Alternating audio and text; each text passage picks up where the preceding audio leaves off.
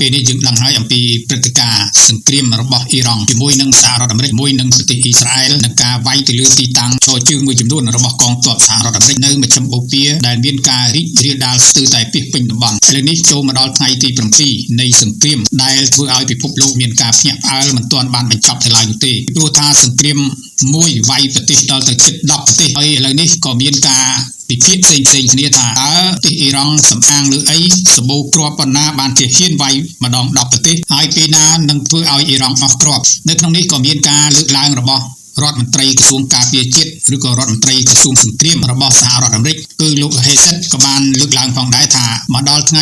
ៃទី7នៃសង្គ្រាមនេះមានការកត់សម្គាល់ថាការប្រើប្រាស់មីស៊ីលរបស់អ៊ីរ៉ង់នេះគឺមានការថយគឺដល់ទៅកម្រិត 90% ហើយការប្រើប្រាស់ដ្រូនវិញលាក់មកដល់កម្រិត 80% ទៅហើយមានន័យថាស្ទើរតែលែងប្រើប្រាស់មីស៊ីលឬក៏ដ្រូនវាយប្រហារខ្លាំងសន្ធាប់ដោយកាលពី 5-6 ថ្ងៃមុននោះទាំងអស់នេះក៏ធ្វើឲ្យមានការលើកឡើងផ្សេងៗខ្លះក៏លើកឡើងថាអ៊ីរ៉ង់នេះមិនទាន់អស់គ្រាប់ទេហើយមិនត្រឹមតែមិនអស់គ្រាប់ទេ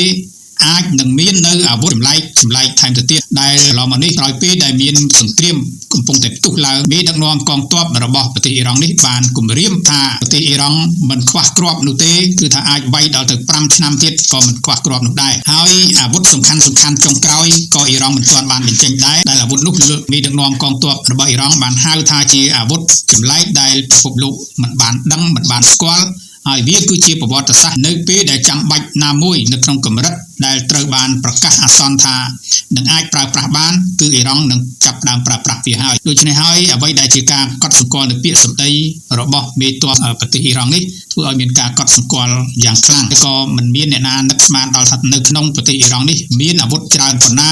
ហើយមានអាវុធអីខ្លះចម្លែកដោយដែលប្រិមិត្តបានដឹងហើយសូម្បីតែប្រភេទមីស៊ីលដែលមានប្រទេសតិចណាស់ដែលអាចប្រើឬក៏អាចផលិតបានដូចជាមីស៊ីលបាល់ីស្ទិករយៈចម្ងាយមធ្យមរយៈចម្ងាយឆ្ងាយចាប់ពី 2000 គីឡូរហូតដល់ 5000 គីឡូម៉ែត្រវាគឺជារឿងមួយដែលគួរឲ្យមានការភ្ញាក់ផ្អើលមែនទែនហើយការវាយតម្លៃនេះគឺជាការមួយដែលមិនអាចវាយតម្លៃធម្មតាមើលស្រាលចំពោះអ៊ីរ៉ង់បាននោះទេនៅក្នុងពេលមុននៃការកើតសង្គ្រាមនេះក៏មានការលើកឡើងផងដែរពីទីប្រឹក្សាជាន់ខ្ពស់របស់មេដឹកនាំកម្ពុជាលោកអាយ៉ាតូឡាអាលីខាមីនីធ្លាប់បានគម្រាមផងដែរថាបើសិនជាសហរដ្ឋអាមេរិកឬក៏អ៊ីស្រាអែលវាយចូលទៅក្នុងទឹកដីរបស់ប្រទេសអ៊ីរ៉ង់នោះគឺអ៊ីរ៉ង់នឹងប្រើប្រាស់នៅអាវុធនុយក្លេអ៊ែរពាក្យសម្ដីនេះគឺមិនមែនត្រឹមតែទីប្រឹក្សាជាន់ខ្ពស់របស់លោកខាមីនីទេដែលបានលើកឡើងគម្រាមសហរដ្ឋអាមេរិកសូម្បីតែលោកអាលីខាមីនីនេះក៏មានការគម្រាមដោយផ្ទាល់មាត់ខ្លួនឯងផងដែរពាក្យសម្ដីទាំងអស់នេះគេមិនដឹងថាជាវោហារសាស្ត្រដើម្បីគ្រាន់តែជាការកំញើញឲ្យអ៊ីស្រាអែលក៏ដូចជាសហរដ្ឋអាមេរិកនេះខ្លាចអ៊ីរ៉ង់ឬក៏យ៉ាងណានោះទេប៉ុន្តែយ៉ាងណាក៏ដោយយុទ្ធសាស្ត្រនៃគ្រាមគឺអាចមិនពិតដូចជាពិតពីព្រោះថាវាជាការលាក់ការមួយសម្រាប់យុទ្ធសាស្ត្រនៃការធ្វើសង្គ្រាមនៃប្រទេសនីមួយៗដូចជានៅក្នុងពេលបច្ចុប្បន្ននេះលោក Donald Trump ក៏បានលើកឡើងអំពីវោហារសាស្ត្រផងដែរថាសហរដ្ឋអាមេរិកនេះគឺកំទេចនៅក្នុងតំបន់ខាងទ័ពអាកាសឬក៏ផ្នែកអាកាសរបស់ប្រទេសអ៊ីរ៉ង់នេះគឺខ្ទេចខ្ទីអស់ទៅហើយម្យ៉ាងទៀតទៅលើខាងជើងទឹកវិញគឺប្រទេសអាមេរិកបានកំទេចនៅនាវារបស់ប្រទេសអ៊ីរ៉ង់អស់ដល់ទៅ30គ្រឿងផងដែរដឹងថាជាព័ត៌មានពិតឬក៏ជាការសម្លឹកគម្រាមកំហែងបំបាក់ស្មារតីរបស់ប្រទេសអ៊ីរ៉ង់ឬក៏យ៉ាងណាដើម្បីលើកនៅទឹកចិត្តរបស់កងទ័ពសហរដ្ឋអាមេរិកក៏ដូចជាអ៊ីស្រាអែលឬក៏យ៉ាងណានោះដែរក៏ប៉ុន្តែឥឡូវនេះយើងមកតាមដានអំពីការលើកឡើងមុនពេលដែលកើតសង្គ្រាមរបស់ទីប្រឹក្សាជាន់ខ្ពស់លោកខាមីនីក៏ដូចជាលោកខាមីនីនោះផងដែរនៅក្នុងការឆ្លើយតបការពីមុនសង្គ្រាមនេះគឺមានការគម្រាមកំហែងថ្មីពីប្រធានាធិបតីអាមេរិកលោក Donald Trump នៅក្នុងការនោះគឺលោកអាលីឡារីចានីដែលជាទីប្រឹក្សាជាន់ខ្ពស់របស់មេដឹកនាំកម្ពុជាអ៊ីរ៉ង់លោកអាយ៉ាតូឡាអាលីខាមីនីមុនពេលដែលលោកខាមីនីបានស្លាប់នោះមានការព្រមានពីទីប្រឹក្សាជាន់ខ្ពស់របស់ខ្លួនថាបើសិនជាសហរដ្ឋអាមេរិកមានការវាយចំពោះប្រទេសអ៊ីរ៉ង់នោះអ៊ីរ៉ង់នឹងគ្មានជំរឿសអ្វីក្រៅពីការប្រើប្រាស់នៅអាវុធនុយក្លេអ៊ែរតបវិញនោះទេតែជាមួយនឹងប្រព័ន្ធផ្សព្វផ្សាយអ៊ីរ៉ង់លោកអាលីឡារីចានីបានឆ្លើយតបទៅការព្រមានរបស់លោក Donald Trump កាលពីមុនសង្គ្រាមថាអ៊ីរ៉ង់មិនទាន់មានបំណងណាមួយប្រើប្រាស់អាវុធនុយក្លេអ៊ែរនោះឡើយក៏ប៉ុន្តែការឈ្លានពានណាមួយពីអាមេរិកឬពីសម្ព័ន្ធមិត្តបង្ខំឲ្យអ៊ីរ៉ង់សម្រេចប្រើនៅអាវុធនុយក្លេអ៊ែរដើម្បីការពារខ្លួនមេដឹកនាំកម្ពុជាអ៊ីរ៉ង់លោកអាយ៉ាតូឡាខាមីនីនៅពេលដែលគាត់នៅរស់រៀនមានជីវិតនោះក៏ធ្លាប់បានធ្វើការព្រមានដែលថាអ៊ីរ៉ង់នឹងផ្ដល់ការវាយប្រហារយ៉ាងខ្លាំងក្លាប្រឆាំងទៅនឹងសហរដ្ឋអាមេរិកប្រសិនបើការគម្រាមកំហែងណាមួយប៉ះពាល់ទៅដល់ទឹកដីរបស់អ៊ីរ៉ង់នោះគួរបញ្ជាក់ផងដែរថាប្រធានាធិបតីសហរដ្ឋអាមេរិកលោក Donald Trump ធ្លាប់មានការព្រមានយ៉ាងម៉ឺងម៉ាត់ទៅកាន់ប្រទេសអ៊ីរ៉ង់ដោយព្រមានថាបើសិនបើទីក្រុងតេហ៍រ៉ង់មិនយល់ព្រមទៅលើកិច្ចព្រមព្រៀងនុយក្លេអ៊ែរថ្មី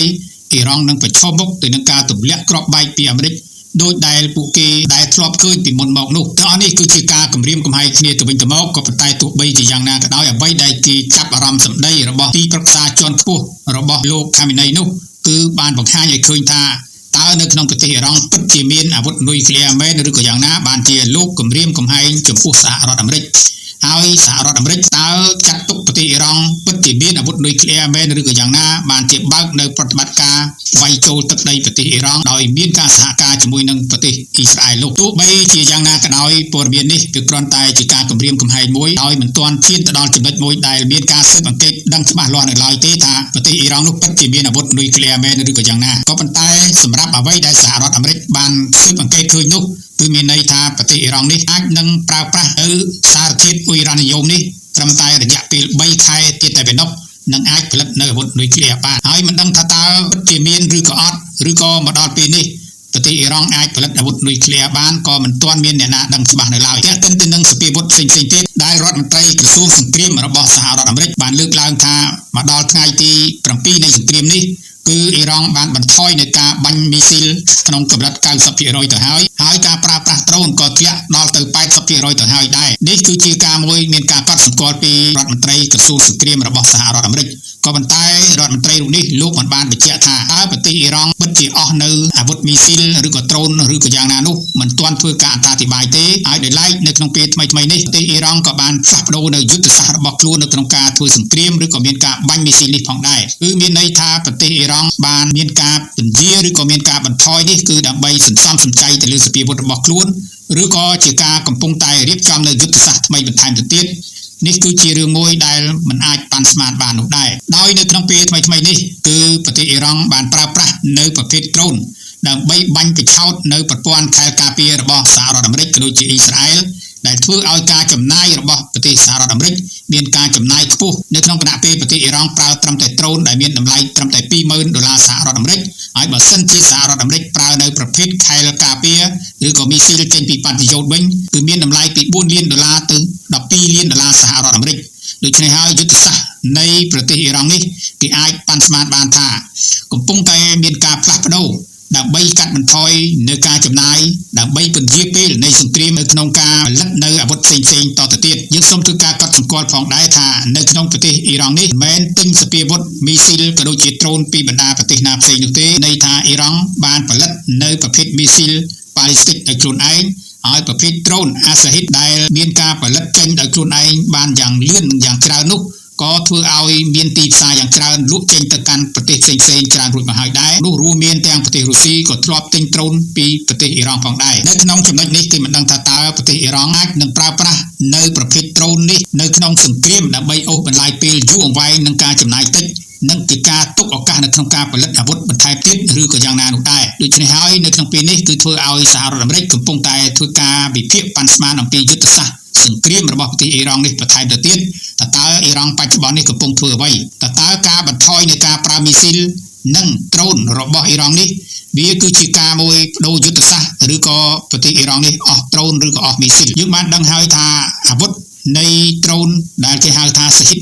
136នេះគឺមានអានុភាពខ្លាំងណាស់ដែលសូម្បីតែសហរដ្ឋអាមេរិកក៏ទទួលស្គាល់ផងដែរថាវាគឺជាដ្រូនដែលអាចហោះហើរបានចម្ងាយរហូតដល់ជាង2000គីឡូម៉ែត្រហើយមានល្បឿនលឿនដល់ទៅ185គីឡូម៉ែត្រក្នុង1ម៉ោងដែលអាចទុកនៅជាតិផ្ទុះបានរហូតដល់40គីឡូក្រាមហើយវាអាចនឹងវាយប្រហារទៅលើគោលដៅសំខាន់យ៉ាងល្អប្រសើរដោយមានការបំពាក់នៅប្រព័ន្ធ GPS ទាំងអស់នេះហើយគឺជាបញ្ហាមួយដែលធ្វើឲ្យសហរដ្ឋអាមេរិកកំពុងតែពិចារណាប៉ុន្តែទោះបីជាមានការលើកឡើងបែបនេះក៏ដោយក៏សហរដ្ឋអាមេរិកបានប្រកាសថាខ្លួននឹងធ្វើការវាយប្រហារចំពោះប្រទេសអ៊ីរ៉ង់ដោយមិនដកដៃនោះទេហើយទោះបីយ៉ាងណាក៏ដោយគឺសហរដ្ឋអាមេរិកមិនអាចប្រើប្រាស់នៅការវាយចូលទៅកាន់ប្រទេសអ៊ីរ៉ង់បាននៅឡើយនោះដែរហើយមិនទាន់ធ្វើឲ្យអ៊ីរ៉ង់សុំធ្វើការចុះចាញ់នោះដែរទាំងអស់នេះហើយគឺជាមធ្យោបាយមួយដែលធ្វើឲ្យសហរដ្ឋអាមេរិកកំពុងតែពិបាកនៅក្នុងការសិក្សាឥឡូវនេះសហរដ្ឋអាមេរិកបានបដូរយុទ្ធសាស្ត្រដោយចង់ឲ្យមានការវាយទៅតាមផ្លូវគោកដោយមានការពឹងពាក់ទៅលើជនជាតិខាតដែលជាក្រុមមួយមានការប្រឆាំងជាមួយនឹងអ៊ីរ៉ង់ជាយូរមកហើយដែលមានការផ្ដាច់ខ្លួននៅក្នុងប្រទេសអ៊ីរ៉ង់និងនៅក្នុងប្រទេសអ៊ីរ៉ាក់នោះផងដែររឿងទាំងអស់នេះទោះបីយ៉ាងណាក៏ដោយប្រទេសអ៊ីរ៉ង់បានលើកឡើងថាខ្លួនកំពុងតែវាយប្រហារទៅកាន់តំបន់ទាំងអស់នោះផងដែរទាំងអស់នេះគឺជាបញ្ហាមួយធ្វើឲ្យសភាពការ សង្គ្រាមរបស់អ៊ីរ៉ង់ជាមួយនឹងសហរដ្ឋអាមេរិកនិងជាមួយនឹងប្រទេសអ៊ីស្រាអែលកំពុងតែមានរបត់មួយមានការវិភាគបន្ថែមតទៅទៀតតើវាជាដំណាក់កាលរបស់អ៊ីរ៉ង់អាចនឹងបាត់បង់នៅសមត្ថភាពយោធានិងសពាវុធឬក៏យ៉ាងណាឬក៏ជាឱកាសនៅក្នុងការផ្លាស់ប្ដូរយុទ្ធសាស្ត្រថ្មីរបស់ខ្លួននៅក្នុងបញ្ហានេះមិនមានអ្នកណាបានដឹងថាតើអ៊ីរ៉ង់នឹងអាចអស់សពាវុធឬក៏យ៉ាងណាទេក៏ប៉ុន្តែយ៉ាងណាក៏ដោយនៅក្នុងពេលកន្លងមកនេះកងទ័ពរបស់អ៊ីរ៉ង់បានប្រកាសថាខ្លួននឹងមានប្រភេទមីស៊ីលដល់ទៅ 25,000 គ្រាប់ដែលអាចប្រើប្រាស់ក្នុងរយៈពេលដល់ទៅ 5 ឆ្នាំហើយនេះវាអាចជាវោហារសាស្ត្រឬក៏ជាសារមួយដើម្បីបំបាក់ស្មារតីរបស់សហរដ្ឋអាមេរិកឬក៏ជាការមួយបង្ហាញឲ្យឃើញថាជាការពិតពីព្រោះថាពិបាកនៅក្នុងការវាយស្មានណាស់អ៊ីរ៉ង់គឺមានការលាក់ការខ្ពស់ចំពោះសពាវុធនិងទីតាំងនៃការដាក់អាវុធរួមទាំងការចល័តនៅមីស៊ីលដែលធ្វើឲ្យប្រព័ន្ធនៃខែលការពាររបស់សហរដ្ឋអាមេរិកពិបាកនៅក្នុងការចាប់ទីតាំងដើម្បីកំទេចទៅលើទីតាំងរបស់កងទ័ពឬក៏សពាវុធរបស់ប្រទេសអ៊ីរ៉ង់នោះព្រោះថាប្រភេទមីស៊ីលភាគច្រើនគឺប្រើចល័តហើយគ្រាន់តែបាញ់ពីទីតាំងមួយអាចនឹងចល័តទៅទីតាំងមួយផ្សេងទៀតដែលធ្វើឲ្យប្រព័ន្ធនៃការចាប់សញ្ញារបស់កងទ័ពសហរដ្ឋអាមេរិកមិនអាចកំទេចទីតាំងនៃកងទ័ពឬក៏សពាវុធរបស់ប្រទេសអ៊ីរ៉ង់បាននោះទេបាទនេះគឺជាសំណួរមួយដែលមានមតិជាច្រើនកំពុងតែឆ្ងល់ហេតុអីបានជាប្រទេសអ៊ីរ៉ង់ជាប្រទេសមួយម្នាក់ឯងហើយបើនិយាយពីសេដ្ឋកិច្ចដូចជាសពាវុធនិងយោធាថ្មីត្បិតតែខ្លាំងមែនក៏ប៉ុន្តែប្រៀបជាមួយនឹងអ៊ីស្រាអែលនិងសហរដ្ឋអាមេរិកពីរនេះគឺអាចខ្លាំងជាងប្រទេសអ៊ីរ៉ង់ប៉ុន្តែហេតុអីបានជាប្រទេសអ៊ីរ៉ង់នេះសម្រេចចិត្តនៅក្នុងការហ៊ានធ្វើសង្គ្រាមដោយខ្លួនឯងតែម្នាក់ឯងហើយហ៊ានវាយជាមួយនឹងប្រទេសអ៊ីស្រាអែលនិងសហរដ្ឋអាមេរិកម្ដងពីរឥឡូវនេះមិនត្រឹមតែម្ដងពីរទេគឺថាវាយរហូតទៅដល់ប្រទេសនៅមជ្ឈមបូព៌ាយ៉ាងហោចណាស់7ប្រទេសទៀតវាហាក់ដូចជាមួយទល់នឹង10វាគឺជាសង្គ្រាមមួយដែលគេធ្លាប់ឃើញតែសហរដ្ឋអាមេរិកទីមហាអំណាចធំមានកម្លាំងយោធាច្រើនសពាវុធច្រើនហើយក៏មានសេដ្ឋកិច្ចខ្លាំងក្លាផងដែរមានកញ្ចប់ថវិកាហើយនឹងមើលអំពីទំហំនៃសង្គ្រាមតែបើពិនិត្យទៅលើប្រទេសអ៊ីរ៉ង់វិញតើហេតុអីបានជាអ៊ីរ៉ង់ដូរផ្ដាច់រើសយកផ្លូវមួយនេះហើយធ្វើសង្គ្រាមម្ដងដល់ទៅ 4-10 សមរភូមិឬក៏ 4-10 ប្រទេសឲ្យខ្លួនឯងតែម្នាក់ជាពិសេសហ្នឹងគឺសុទ្ធតែជាប្រទេសខ្លាំងផងដែរថ្មីត្បិតតែរហូតមកដល់ពេលនេះដែលខ្លួនបានបាញ់ទៅទីតាំងកន្លែងឈរជើងរបស់កងទ័ពសហរដ្ឋអាមេរិកទៅលើប្រទេសទាំងអស់នោះគេមិនទាន់ឲ្យតបនៅក្នុងការសងសឹកយ៉ាងណាក៏ដោយហើយក្នុងនោះគឺមានតែប្រទេសអ៊ីស្រាអែលនិងសហរដ្ឋអាមេរិកពីរនេះទេដែលមានការវាយប្រហារផ្ទាល់មកកាន់ប្រទេសអ៊ីរ៉ង់ក្នុងនោះក៏គេធ្លាប់ឃើញតែមានប្រទេសអ៊ីស្រាអែលទេដែលធ្លាប់ធ្វើសង្គ្រាមខ្លួនតូចមួយអាចវាយម្ដង6ប្រទេសពីដែលប្រទេសអ៊ីរ៉ង់នេះទទួលបាននៅឯករាជ្យអធិបតេយ្យភាពវិលត្រឡប់មកវិញក្រោយពេលដែលអង្គការសហប្រជាជាតិនេះបានសម្រេចអនុម័តឲ្យអ៊ីស្រាអែលនេះក្លាយទៅជារដ្ឋនិងជាប្រទេសមួយឡើងវិញក្រោយពីមានការបាត់បង់ប្រទេសរបស់ខ្លួនអស់ជាង 2000 ឆ្នាំកន្លងមកនេះហើយបើនិយាយអំពីកម្លាំងយោធាតើយើងអាចប្រៀបគ្នាមួយនឹងសហរដ្ឋអាមេរិកបានឬទេគ្នាជាមួយនឹងប្រទេសអ៊ីស្រាអែលបានដែរឬទេនៅក្នុងចំណុចនេះគឺដូចអ្វីដែលคลิปពីខាងមុននោះគឺខ្ញុំបានលើកម្ដងរួចមកហើយអំពីការប្រៀបធៀបកម្លាំងនេះយើងមិនអាចយកប្រទេសអ៊ីរ៉ង់ទៅប្រៀបធៀបជាមួយនឹងសហរដ្ឋអាមេរិកបានទេក៏ប៉ុន្តែអាចប្រៀបជាមួយនឹងអ៊ីស្រាអែលបានទោះបីជាមានការប្រៀបធៀបមែនក៏ប៉ុន្តែគឺឃើញថាប្រៀបតែអ៊ីរ៉ង់ជាមួយនឹងអ៊ីស្រាអែលគឺប្រហាក់ប្រហែលគ្នាតែប៉ុណ្ណោះជួបទម្រាំនឹងមានសហរដ្ឋអាមេរិកមហាយៈធំពីលើមួយទៀតតើហេតុអីបានជាការសម្រេចចិត្តរបស់មេដឹកនាំរបស់អ៊ីរ៉ង់នេះហ៊ានតទល់គ្រាមដោយមិនព្រមទម្លាក់នៅអ្វីដែលជាលក្ខខណ្ឌរបស់សហរដ្ឋអាមេរិកចោលដើម្បីចរចាឲ្យមានសន្តិភាពរបស់ខ្លួនមួយរយៈពេលសិនទៅទើបនឹងធ្វើការអភិវឌ្ឍណាមួយដែលខ្លួននឹងគ្រោងផែនការទៅពីអនាគតយើងពិនិត្យទៅលើកម្លាំងកងទ័ពនិងអំណាចយោធានៅក្នុងលក្ខណៈស្តង់ដារអន្តរជាតិគឺប្រទេសអ៊ីរ៉ង់នេះគឺស្ថិតនៅក្នុងចំណាត់ថ្នាក់លេខ15នៅក្នុងចំណោមបណ្ដាប្រទេសដែលមានយោធានិងសពាវុធខ្លាំងក្លាហើយបើប្រៀបជាមួយនឹងប្រទេសអ៊ីស្រាអែលជាប់នៅក្នុងចំណាត់ថ្នាក់ទី14មានន័យថានាំមុខចំពោះប្រទេសអ៊ីរ៉ង់ដោយសារតែប្រទេសអ៊ីស្រាអែលនេះថ្មីត្បិតតែមានចំនួនប្រជាជនត្រឹមតែ10លាននាក់ប៉ុន្តែសម្រាប់យោធាគឺមានចំនួនប្រហាក់ប្រហែលជាមួយនឹងប្រទេសអ៊ីរ៉ង់នោះដែរដោយឡែកបើពិនិត្យទៅលើការចំណាយថវិកាផ្នែកយោធារបស់ប្រទេសទាំងពីរនេះវិញគឺប្រទេសអ៊ីរ៉ង់នេះចំណាយថវិកាត្រឹមតែប្រមាណជា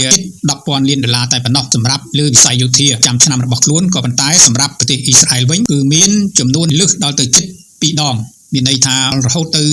$6,000 លានសហរដ្ឋអាមេរិកជិតដល់ទៅ3ដងឯណោះនេះរឿងនេះគឺជារឿងមួយដែលធ្វើឲ្យគេមានការសង្ស័យថាហេតុអីបានជាប្រទេសអ៊ីរ៉ង់នេះហ៊ានសម្រេចចិត្តដាក់នៅលើការធ្វើសង្គ្រាមតទល់ជាមួយនឹងប្រទេសមហាយៈទាំងពីរនេះទៅវិញរឿងនេះឬក៏មកពីអ៊ីរ៉ង់នេះគឺគាត់ទៅដល់កន្លែងទាល់ច្រកដែលគាត់មិនអាចជិះរួចឬក៏គាត់នៅតែមានការរឹងតឹងលើផ្នែកនយោបាយផ្នែកការទូតរបស់គាត់អូតែយល់ឃើញថាគាត់អាចនឹងពឹងពាក់ចំពោះសម្ព័ន្ធមិត្តជាប្រទេសរុស្ស៊ីដូចជាប្រទេសចិនជាដើមបើសិនជាប្រទេសធំពីរនេះដែលគាត់អាចនឹងគ្រោងស្មារប៉ុន្តែ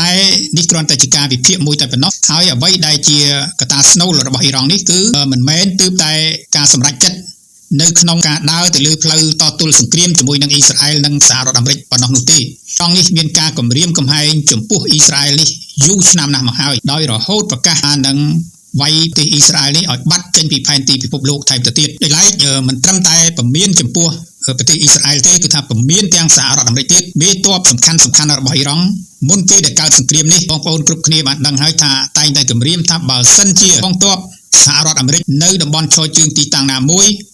ដែលបង្កនៅការវាយប្រហារមកលើទឹកដីរបស់អ៊ីរ៉ង់គឺមានន័យថាជាការប្រកាសសង្គ្រាមមួយនឹងអ៊ីរ៉ង់ហើយអ៊ីរ៉ង់នឹងធ្វើការឆ្លើយតបឲ្យស័ក្តិសមទៅនឹងអ្វីដែលសហរដ្ឋអាមេរិកក៏ដូចជាអ៊ីស្រាអែលបានបំពេញទៅលើប្រទេសអ៊ីរ៉ង់នេះគឺជាការគម្រាមកំហែងដាក់គ្នាជាយូរមកហើយលោកដូណាល់ត្រាំនឹងក៏គម្រាមផងដែរនៅក្នុងពេលដែលចង់ឲ្យអ៊ីរ៉ង់នេះចូលទៅក្នុងតុចរចាដើម្បីដោះស្រាយបញ្ហារឿងការប៉ុនប៉ងនៅក្នុងការផលិតនៅអ៊ុយរ៉ានីយ៉ូមឬក៏អាវុធនុយក្លេអ៊ែរហើយក្នុងនោះគឺ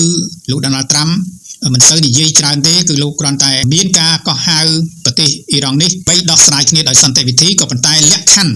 នៅក្នុងការចរចារបស់សហរដ្ឋអាមេរិកដោយឲ្យប្រទេសអ៊ីរ៉ង់នេះគឺត្រូវតែទម្លាក់ចោលនៅ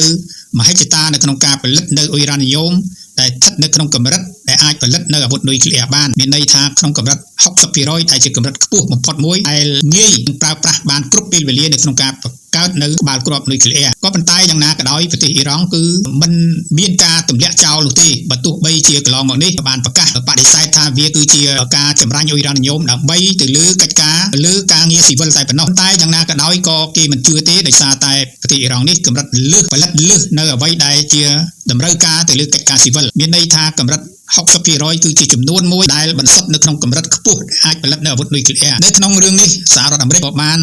ចរចាហើយដាក់លក្ខខណ្ឌគឺមិនអាចតវ៉ាបានទេមិនត្រឹមតែប៉ុណ្ណោះគឺឲ្យមានការបោះបង់ចោលនៅការផ្គត់ផ្គង់ហិរញ្ញវត្ថុទៅដល់ក្រមចលនាតស៊ូ